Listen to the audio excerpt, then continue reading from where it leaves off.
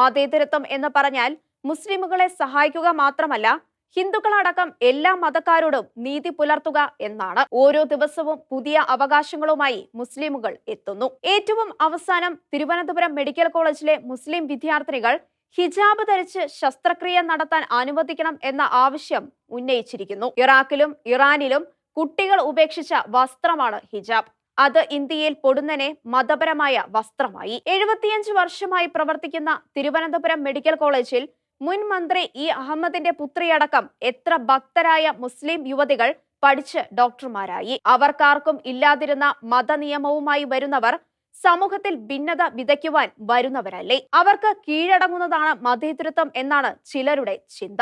കോടതികളെ പോലും ഭയപ്പെടണം. മണിപ്പൂരിലെ കലാപത്തിന് കാരണം ഒരു ഹൈക്കോടതി ജഡ്ജിയുടെ നിർദ്ദേശമാണ്. അദ്ദേഹത്തിന് എങ്ങനെ അതിന് സാധിച്ചു എന്നാണ് സുപ്രീം കോടതി ചോദിച്ചത്.